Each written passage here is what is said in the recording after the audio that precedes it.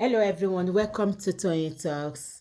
Welcome back to Toyeen Talks. To all our beautiful and wonderful subscribers, we say thank you so much for staying with us. And if you're new here, we are so happy you find us. Please don't forget to like, share our videos, subscribe to our channel, and hit on the notification bell so you will be notified for upcoming videos. And in the comment section, please note the regretful comments. Please no derogatory comments. Thank you for watching. We'll see you in our next video. Stay safe, stay blessed. We love you. Bye. Ọkọ mi ó generous gan so ọdẹ láti bẹ̀rẹ̀ ló ti fi bá mi mọ̀ lọ ti lawọ́ sí mi láti bẹ̀rẹ̀ ló jẹ́ kémi náà mọ̀ láti jẹ́ ọmọ dáadáa. Ọkọ mi lẹ̀kẹ̀rẹ́ ó lè gbẹ̀rí mi jẹ́ lẹ́niwẹ̀ ó mọ orí ìyàwó tóun fẹ́.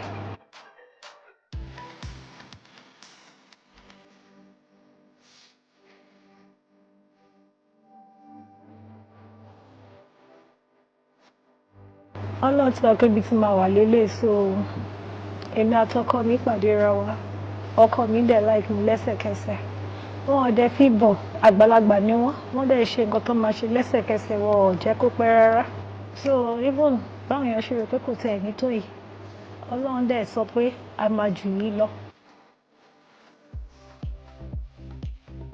Ọkọ tó dàgbà náà wọ́n máa ní experience more considering my own husband.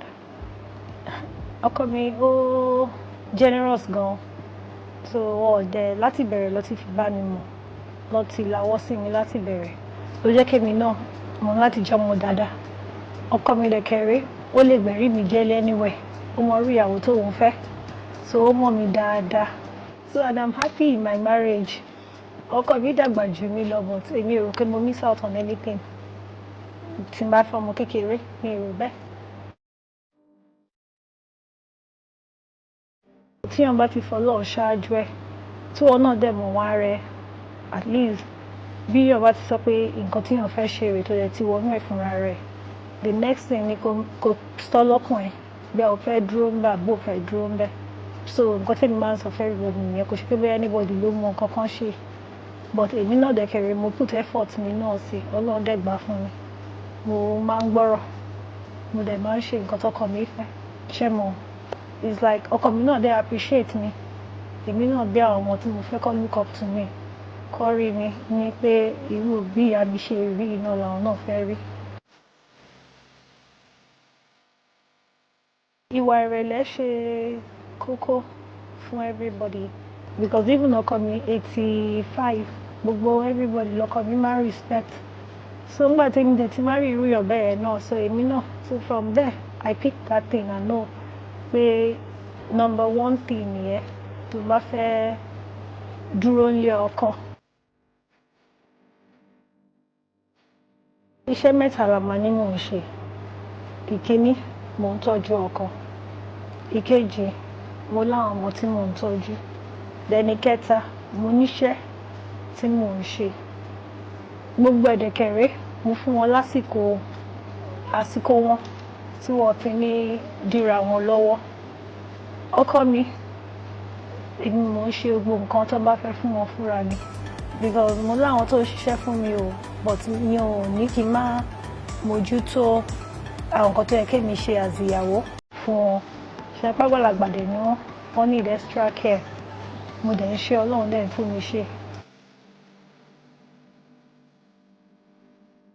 Gbogbo eléyìí náà Ọlọ́run ni mo dúpẹ́ fún kíyàn ní peace of mind kọ́ lọ́ọ́ fún yàn lọ́kàn balẹ̀ ìyẹn number one thing so ọkọ mi ò dà mí láàmú àwọn ọmọ mi náà ò dẹ̀ dà mí láàmú so mo dúpẹ́ fọ́lọ́run.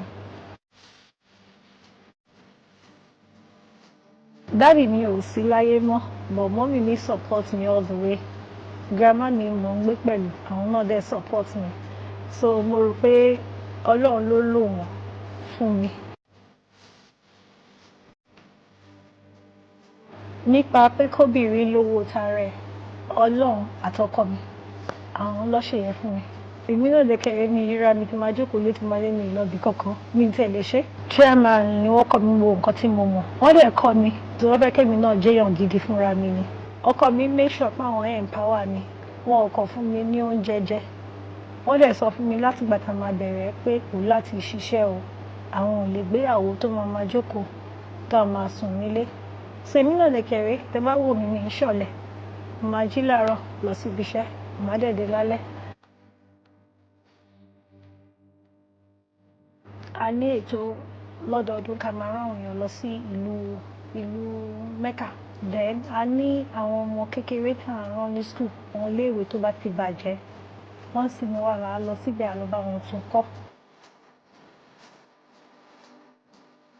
Nǹkan mẹ́ta tóbìnrin láti máa ṣe tí máa jẹ́ kó máa fine kó máa gún régé.